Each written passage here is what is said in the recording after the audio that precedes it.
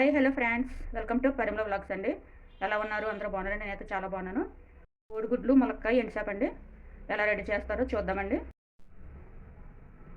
ఇదిగోండి, నేను కోడిగుడ్లు ఒక 5 కోడిగుడ్లు తీసుకున్నాను కదండి. ఇలా ఘాట్లు పెట్టుకోవాలి. చుట్టూరును ఘాట్లు పెట్టుకుంటే మనకి కోడిగుడ్లోకి ఉప్పు కారము వెళ్తుంది అనమాట. ఇదిగోండి ములక్కాళ్ళు, రెండు ములక్కాళ్ళు, ఎండు చేపలు, జల్లలండి. ఇవి 3 తీసుకున్నాను. నీళ్ళు చక్కగా శుభ్రంగా కడిగి పెట్టుకున్నానండి. ఉల్లిపాయలు, టమాటాలు, పచ్చిమిరపకాయలు, కొంచెం కరివేపాకు, ఇవన్నీ మనం ముందుగా సిద్ధంగా చేసేసుకుని రెడీగా పెట్టుకోవాలండి. ఇప్పుడు మనం ప్యానం పెట్టుకుందాం. ఆయిల్ హీట్ ఎక్కిపోయిందండి. అయితే ఇప్పుడు మనం కొంచెం లైట్గా ఫస్ట్ పసుపు ఎందుకు వేస్తున్నామంటే కోడిగుడ్లు అంటుకోకుండా ఉంటాయి అన్నమాట. ఇలాగా ఒక్కొక్కటి ఫ్రై చేసేసుకోవాలి కోడిగుడ్లు.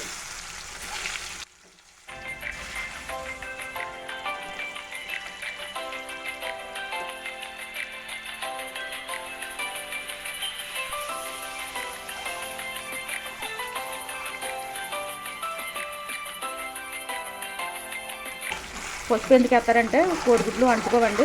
ఇది కూడా ఒక చిట్కా అనమాట. కోడిగుడ్లు మనకి ఇలాగ అంటుకోకుండా ఉండాలంటే కొంచెం పసుపు వేసుకోవాలన్నమాట.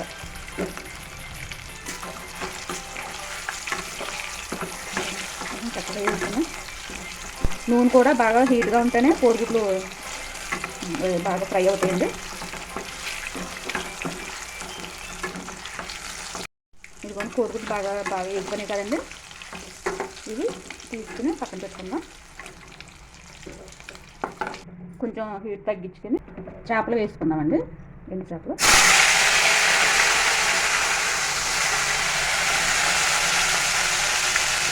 కూడా ఇలా మనం ఫ్రై చేసుకుంటే చాలా టేస్టీగా ఉంటుందండి.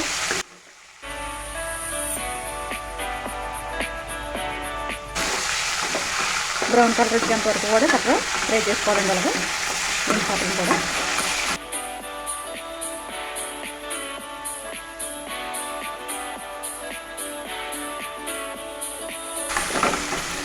చాలా అంటే చాలా బాగుంటుందండి. ములక్కాయ, ఎండు చేప, కోడిగుడ్లు అర్థం కూర చాలా టేస్ట్గా ఉంటుంది.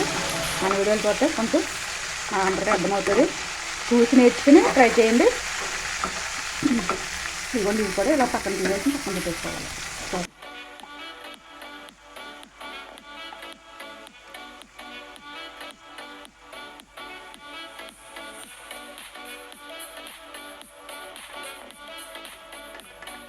ఇదే ఆయిల్లో మనం కోసి పెట్టుకున్నటువంటి ఉల్లిపాయలని కొద్దిగా వేసుకుందామండి.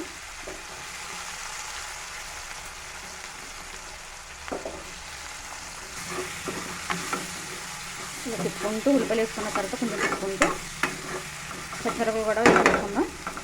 పచ్చిమిరపకాయలు ఒక మూడు పచ్చిమిరపకాయలు. ఇంకా కారం కావాలనుకుంటే కనుక 4 కూడా వేసుకోవచ్చు.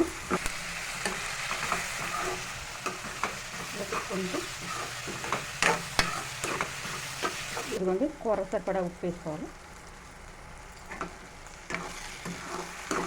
ఉల్లిపాయలు చక్కగా బ్రౌన్ కలర్ వచ్చేంత వరకు కూడా ఫ్రై చేసుకోవాలండి. అప్పుడే కూర బాగుంటుంది. ఇంకా కొంచెం ఉడకాలి. ఈ లోపల మనం టమాటాలు కూడా వేసుకుందాం. కరివేపాకు వేసుకుంటే స్మెల్ బాగుంటుంది.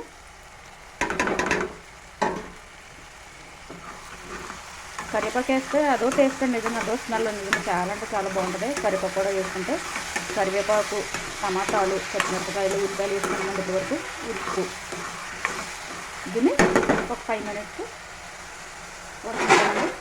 ఇదిగోండి ఇప్పుడు చూద్దామండి ఉల్లిపాయలు ఉడికినగా చూద్దాము.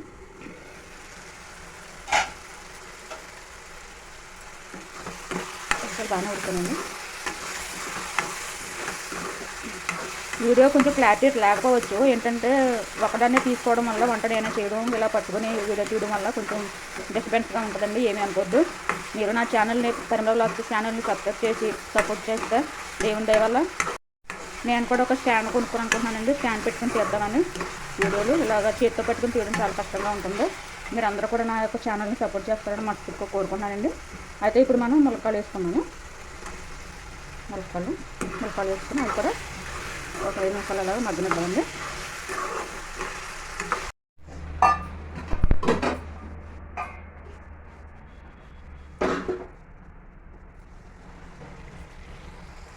ఇదిగోండి మన కర్రీ ఉడికిందిలే చూద్దామండి. కర్రీ ఉడికిపోయింది, చాలా అంటే చాలా ఉడికిపోయింది. ఇప్పుడు మనం లాస్ట్గా కొంచెం కొత్తిమీర వేసుకుని సర్వ్ చేసుకుంటామండి. కొంతమంది ఏంటంటే చింతపండు వేసుకుంటారు. నేనైతే టమాటా వేస్తే చింతపండు వేయనండి. చింతపండు ఒక్కొక్కరు వేసుకుంటారు, చింతపండు ఒక్కొక్కరు వేసుకోరు. చాలా సింపుల్గా ఉంటుంది ప్రాసెస్. అయితే తింటే చాలా చాలా రుచిగా ఉంటుంది. మీరు కూడా ట్రై చేయండి. అంతేనండి, కోడిగుడ్లు ములక్కాడలు ఎండుచేప కర్రీ రెడీ అయిపోయింది. మన ఛానల్ని కొత్తగా ఎవరైనా చూస్తున్నట్లయితే కనుక పరిమళ వ్లాగ్స్ని సపోర్ట్ చేస్తారని, సబ్స్క్రైబ్ చేసి సపోర్ట్ చేస్తారని మనసుతో కోరుకుంటున్నానండి. మళ్ళీ నెక్స్ట్ వీడియోతో మళ్ళీ మీ ముందుకు వస్తాను మంచి బ్లాగ్తో.